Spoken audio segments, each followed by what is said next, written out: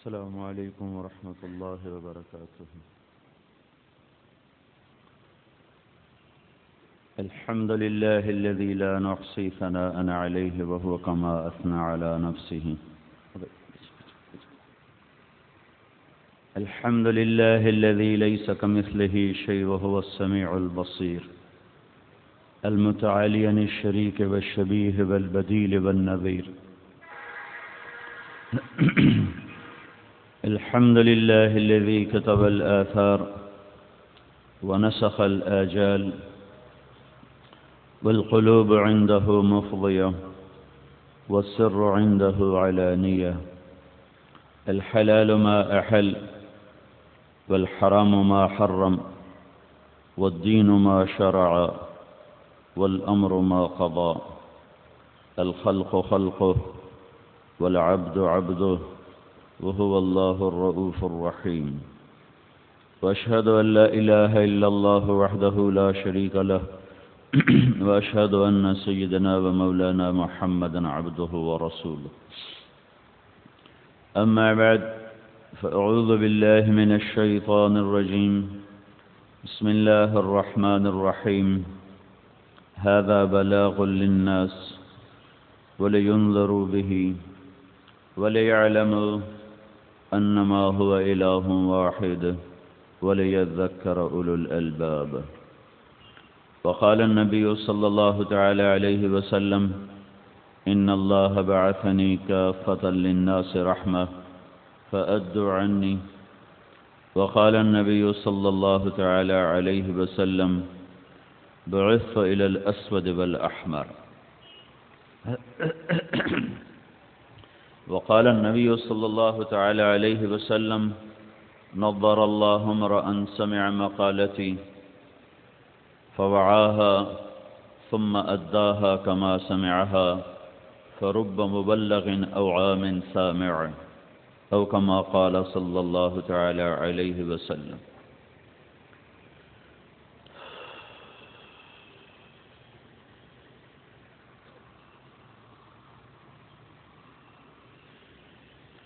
میرے محترم بھائی اور دوستو، اللہ تعالیٰ کی رہبری، اللہ تعالیٰ کا علم، اللہ تعالیٰ کا بنایا ہوا انبیاء کا سلسلہ یہ نہ ہوتا تو اس کائنات میں انسان سے زیادہ بھٹکا ہوا بے مقصد اور کوئی بھی نہ ہوتا۔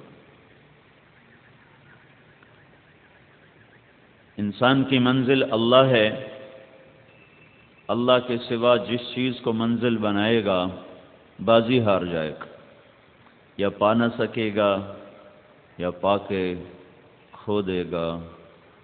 دونوں باتوں میں سے ایک تو یقینی ہے۔ لیکن اللہ جن کی منزل بن جاتا ہے ان کا ہر پل ہر لمحہ انہیں منزل کے قریب لے جا رہا ہوتا ہے۔ وہ زندگی کے ہر روپ میں اور حالات کی ہر شکل میں اپنی منزل کو پا رہے ہوتے ہیں۔ ان کی موت انہیں مقصد سے جدا نہیں کرتی بلکہ اور زیادہ قریب کر دیتی۔ قبر کا گڑھا انہیں اپنی منزل سے دور نہیں لے جاتا، اور زیادہ قریب کر دیتا ہے۔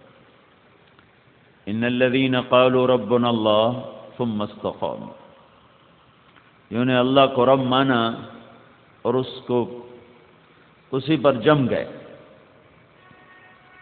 یہ ساری دنیا کے انسان خسارے میں ہیں اگر یہ اللہ کو اپنا مطلوب نہ بنائے۔ کامیاب ہے جس نے اللہ کو ڈھونڈا اور پا لیا۔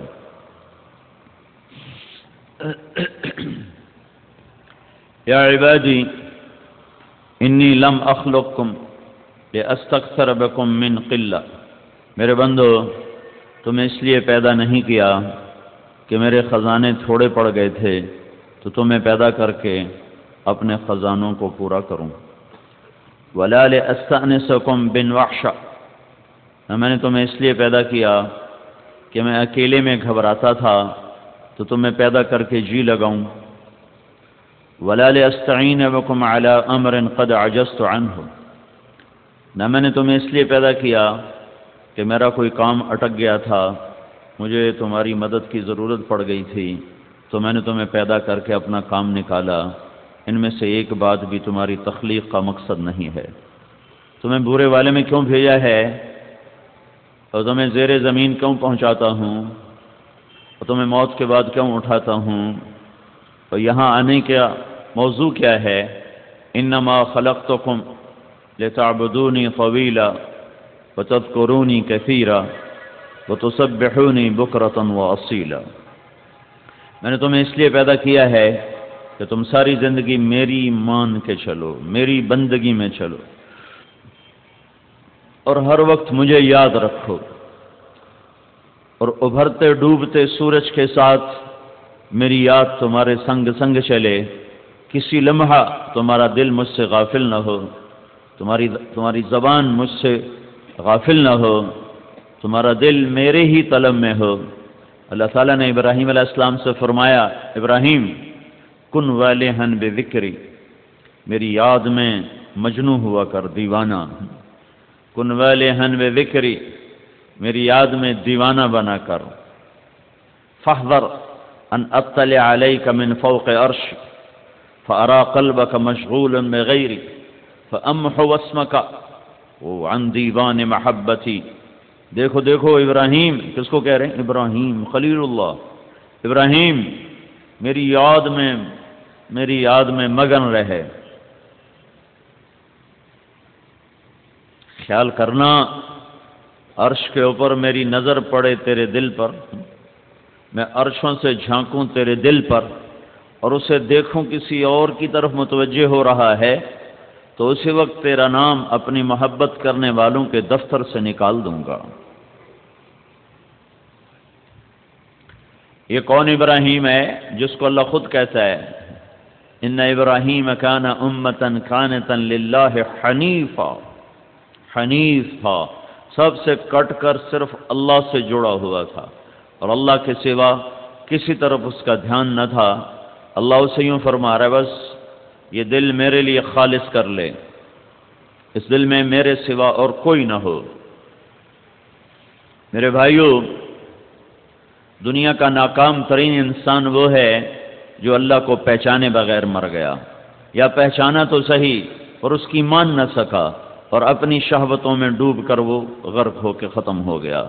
اور دنیا کا کامیاب خوش قسمت انسان، مرد عورت، وہ ہے جس نے اللہ کو پہچانا، پھر اس کو مانا، پھر اس کے سامنے جھک گیا، اور اس کے سامنے سر جھکا دیا اور